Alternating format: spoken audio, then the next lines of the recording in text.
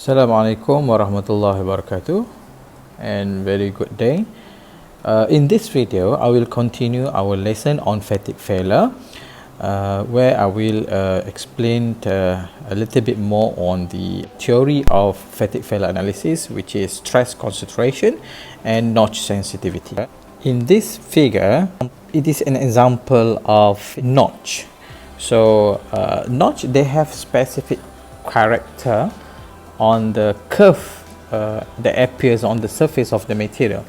So if you look at A, the figure A here, A is it has some kind of like trot. They had a smaller diameter in the middle, so they call like a trot, but they have a quite long distance from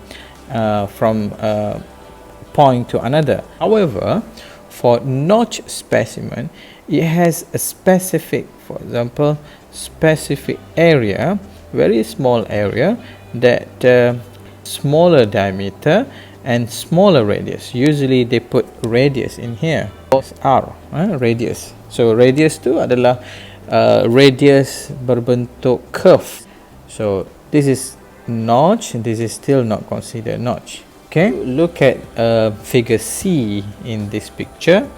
So in this figure C, scientists do the testing, the experiment, and then they compare nominal stress. So on the x-axis is live, on the y-axis is nominal stress.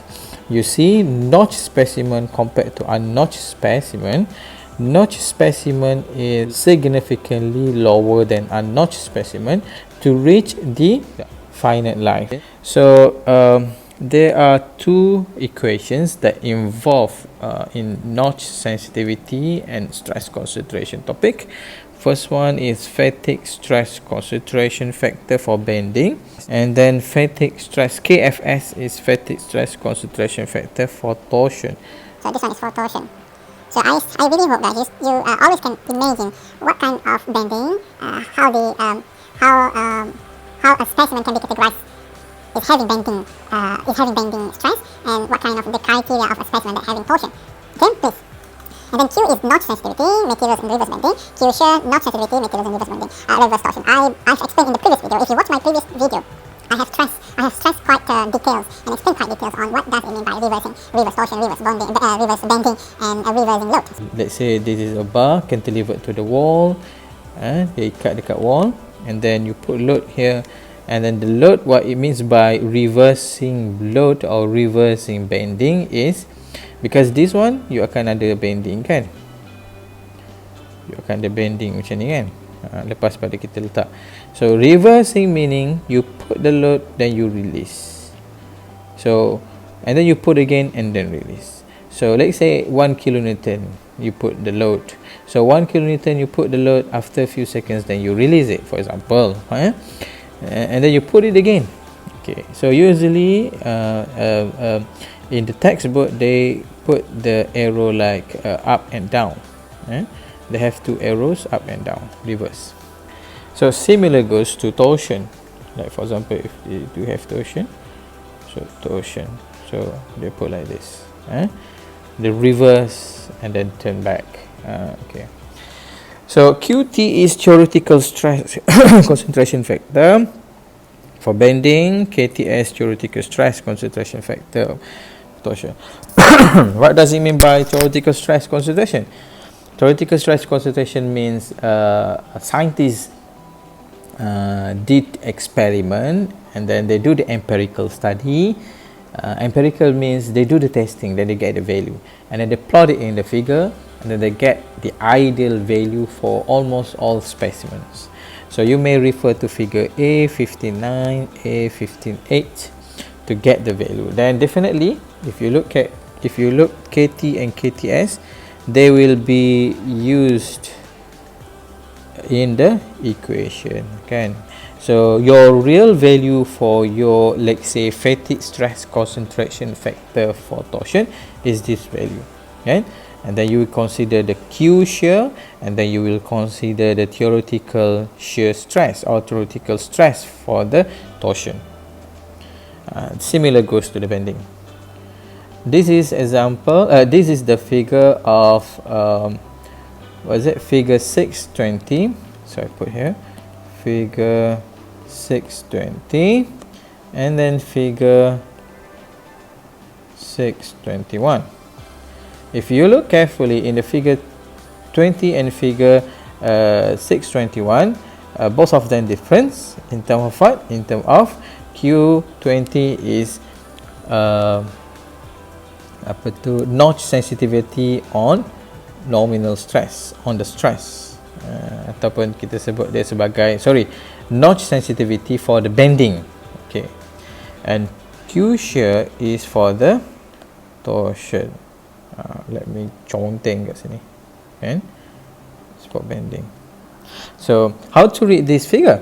Okay, whenever you do have your specimen, what you can analyze the specimen, firstly you look at the notch radius.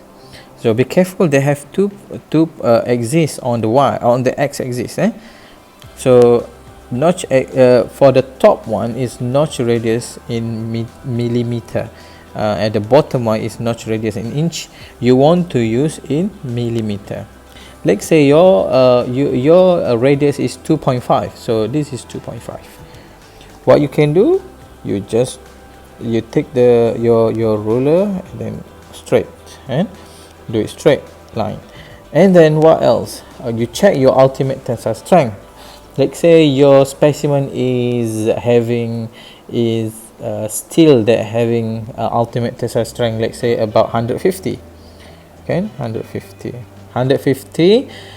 Sorry, this is kpsi. Look, this is English unit. We want to use SI unit, so wrong. So let's say you have ultimate tensile strength of 1 gigapascal. So it is this one. So what you have to do, for 1 gigapascal, this is the curve that you have to follow. Curve ni, okay. So then daripada situ you plot lah ke tepi, kan?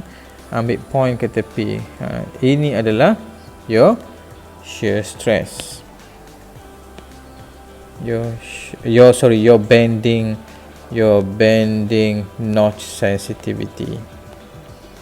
So maybe about 0.8, 0.1, maybe 0.9. So you just take Q 0.9 and include it in the equation. Similar goes to similar thing goes to the Q shear, notch sensitivity for the torsion. But bear in mind, if you have aluminium alloy, you just have to follow the dot line here. Okay, meaning you don't have to look at the ultimate tensile strength, kan? Sebab ada satu line and then you see there is no ultimate tensile strength at all for aluminium alloy. Okay, for the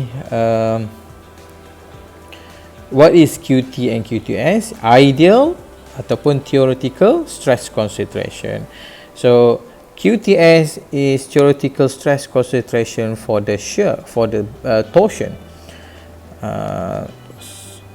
Theoretical, I hope you do your your own note, theoretical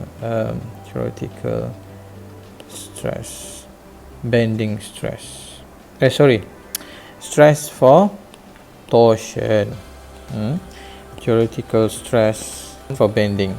If you look at S meaning shear means torsion, they're having something like not parallel, not normal to the wall, not normal to the surface. So that's having like shear, parallel to the surface. So the same thing you do, you check the diameter, the small diameter. If you look at this figure is a guideline for you. So the capital D here is the normal diameter of the specimen. The small d here is the area ataupun the diameter on the trod ataupun tempat yang groove, tempat yang notch, tempat yang kecil. You divide D and capital D and D, then you follow the curve. Okay, can curve, and then you look at another point, r over d. So this is r. You have to know the notch radius. If it's not given in the question, maybe they want you to calculate it, or if you figure out there will be no information at all to get the r, then you have to ask meaning ask the instructor like me. And then r divided by d, you get, let's say 0.5. you just do straight line, and then let's say your d over d, capital D over d is equal to 2, then you just draw straight, must be on that line, then go straight here. So between 1 to 4, so maybe here is 1.2. so you do the interpolation between 1.4 and 1.2, divide by them, maybe about 1, maybe 1.3 or maybe 1.35. So you do the interpolation, but don't worry, the interpolation doesn't have to be too accurate, but you have to show the interpolation step. And similar goes to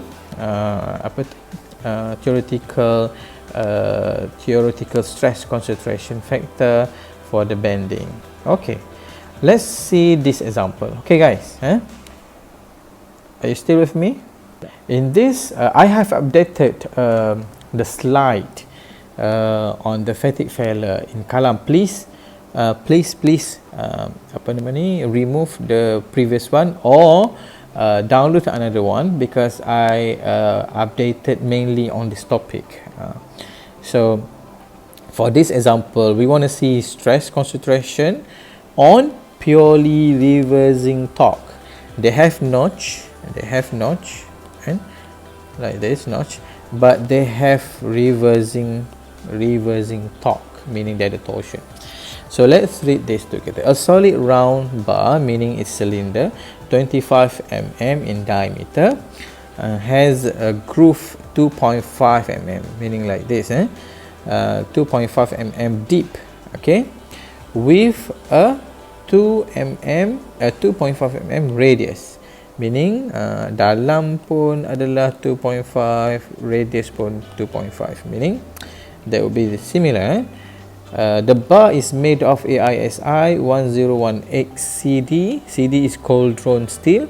You know, when we say cold drawn steel, it will affect your marring factors. Ingat tak? And endurance limit marring factors on the surface treatment, and is subjected to a purely reversing torque. Dia kata dah ni, reversing torque, meaning something like moving on the torsion or torque of 200 Newton meter. For the SN curve, for this SN curve, strength, or S could be usually referring as fatigue strength on the y-axis, and then number of cycles on the x-axis. So usually S is here, we use fatigue strength, and then number of cycles here is how long the material can last before it become finite life. Finite life meaning dia tak consider lagi lah, dia tak boleh accept lagi stress. Okay, of this material, let F equal to fraction equal to 0.9. So question answers about estimate the number of cycles to failure if the bar is also placed in environment with temperature of 450 degrees C. Estimate the number of cycles to failure. Okay, I hope you have in mind how can you start to solve this question. So first thing first, you have to extract information on your specimen. So your specimen is AISI 1018 CD. So get the table from the textbook, dig out the ultimate tensile strength value and yield strength value, and then you will see for 1018 cold drawn for SI unit, cold drawn you get this value, and yield strength this value. Okay, I don't want to repeat this again, please do it. If you watch this video, don't just simply take the value that I put in the slide. You open your textbook and try to find.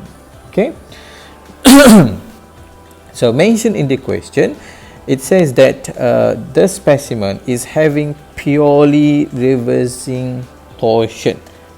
So this equation, I'm so sorry I didn't go in details on this equation in the slide, but for reversing torsion you have to use equation 6.54 to allow you in using ultimate strength in shear.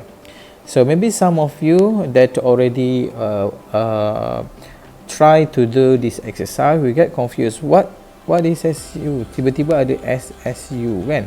So ini adalah ultimate, U is always ultimate strength, S here is shear, so ultimate strength in shear.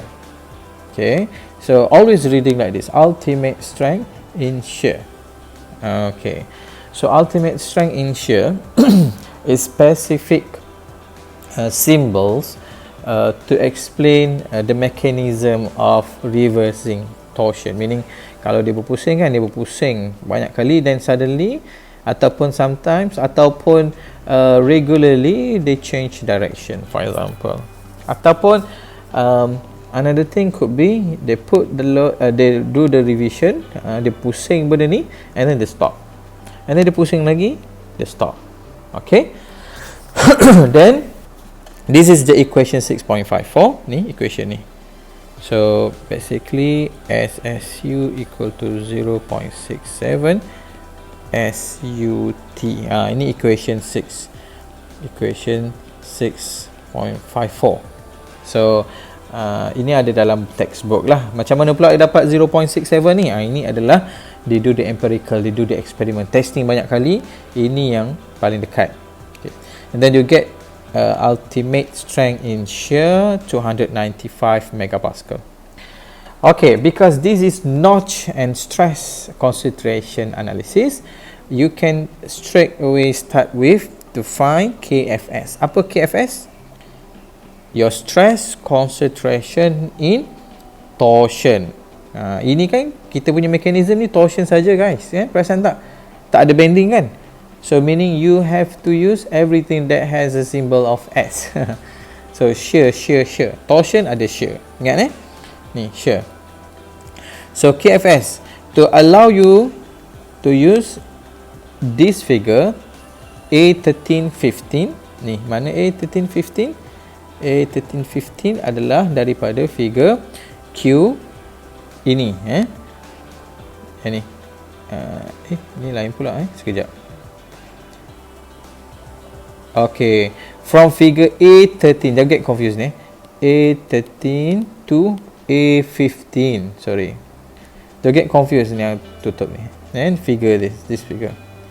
So, to allow you to use this figure and to allow you to get Q and KTS, make sure you do this calculation first. R over D, given in the question, right? D is 20 mm, so R over D is 20, then you get your R over D. Ini boleh guna dekat mana?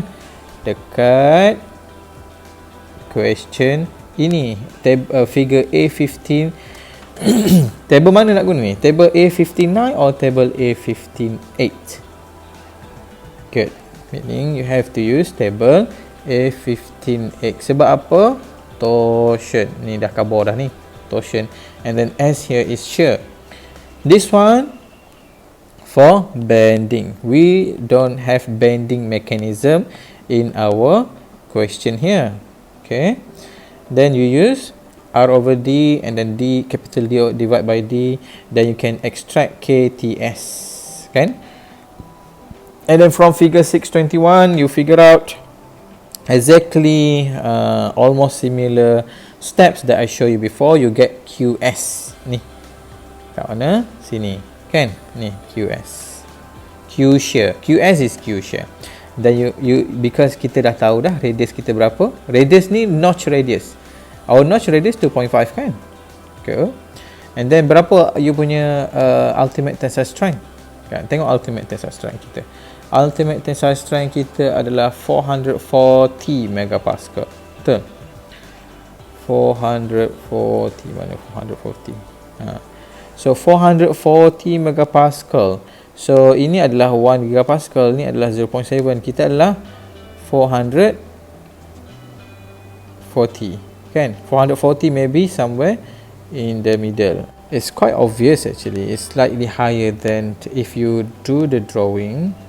If you do this, your Q here is 440 megapascal. So whenever it's 440 megapascal, so okay, tapi dia letak kat sini adalah 0.94. Don't worry, let's say you put 0.84, still okay, don't worry guys, don't worry about this. So whenever you plot, let's say 0.84, in this question they put 0.94, maybe slightly different, so don't worry about the value, but make sure it is between the two minimum and maximum value in the y-axis. Then you include everything to get the your stress concentration factor on the shear by having 1 plus QS, your notch sensitivity for the shear, KTS theoretical stress concentration on the shear minus 1, then you get this value. Okay, still not finished, definitely, because dia tanya apa? Dia tanya kita adalah number of cycles, kan? So you do the you get now after having QFS, then you put them in the question in the next step, which is for purely reversing torque of 200 Newton meter. You use equation 6.13. 6.13 ni adalah kat mana? 6.13 ni adalah dekat, kalau you tengok 6.13 ni dalam textbook, dia ada tulis, ingat tak yang tadi awal-awal? Yang ni 6.30 dekat ini. This one is actually tau max and equal to KFS, nominal shear stress. Nominal shear stress is torque time radius over I, and second polar moment. Then definitely you have this is torque, this is R, this is I. So whenever you expand this, you actually get pi d power 4 over I think 16. Yeah, double check this. And then and then T is T, and then R is actually D divided by 2, kan? And then you 32, and then you divide, you cross them out, and then D with D, then they put 6, you bring up the 16 T together with the torque. And then at the bottom you maintain with, because I is 32 pi, kan? Pi d power of 4, then you cross out 1d, and then you get pi d power of 3. Okay, this is the one. So don't get confused, 16d dengan pi d. KFS is maintained. Okay, then you get the value, and then you get the tau max. Kenapa kena pakai tau max? Sebab dia adalah torque, remember. Torque. Bending guna mana? Bending guna satu lagi, iaitu this is not 6, this is sigma nominal stress equal to Kf times nominal stress. And then now we start with the Merrin factor. Ini kita dah tengok dalam slide sebelum ni. S prime E apa? S prime E is endurance limit for the rotating beam or rotating bar. So S prime E is equal to 0.5 SUT, ultimate tensile strength. Then you get this one, and then you start with the Merrin factor. I won't repeat again. Merrin factor, please have a look what is Ka, Kb, Kc and Kd. Then you get all the value, kan? Kb torsional loading, tengok this mechanism adalah torsional loading. So Kc have value 0.59, Kd, Ke and Kf. Then you put them together, you get the endurance limit for your material, for your specimen, 105.3 megapascal. You have fraction definitely you to get number of cycle ni dalam fatigue fail analysis, key dia ataupun key point dia adalah you kena guna fatigue strength fatigue strength analysis. So dalam fatigue strength analysis, definitely you guna A n power of B, ataupun dalam keadaan kita guna dia sebagai, biasanya macam ni, biasanya dia letak maximum stress equal to A n power of B. Tapi dalam kes ni definitely kita adalah torsional stress, so tau max equal to A n power of B. So you tengok bila kita guna A and B, biasanya kalau dalam keadaan bending stress, ini adalah ultimate tensile strength, tapi SUT kan. Tapi dalam kes ni dia adalah torsional mechanism, dia torsion, dia bergerak secara berpusing. Then we have to use SSU, ultimate strength in shear, divided by endurance limit, then you get the A, and then you do the same for the B, and then you use the fatigue strength analysis. Use fatigue strength in shear, meaning tau max, that we modified from equation 6.13. Now you get this value tau max. Ini adalah F usually referring to fatigue strength ataupun fatigue, and then you get it's actually equal to tau max, and then you get the value and everything, you get the n number of cycles. Okay, and then for the B, whenever the operating temperature is 450 degrees C, what will happen? Yes, it will affect your marring factor. Then you check temperature ni kat mana dia effect. Dia effect dekat factor mana? Effect dekat factor KD temperature. And then having 450, ingat tak itu? KD is equal to ST over SRT kan? Cuba tengok balik untuk KD. You have the 450 degrees C. This is the value from the table. You don't have to calculate this from the table. And then you get the SE. You do exactly the same step for A, for B, and then you use the fatigue strength in shear analysis, you get these cycles. Okay, if you compare 13,700 cycles compared with the previous one, 22,300 cycles. So temperature really affect the number of cycles. That's why kalau you running torsion tadi kan, shaft yang ada groove, yang ada notch, bila dia berpusing tapi temperaturenya adalah room temperature, still okay, you can have a longer period before specimen to fail.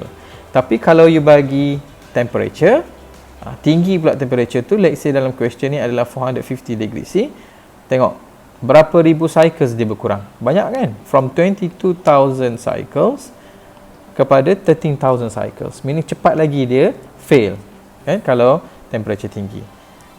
Alright, okay, I think that's all for now. If you have any questions, you know where to find me. I think that's all. Thank you very much. Assalamualaikum.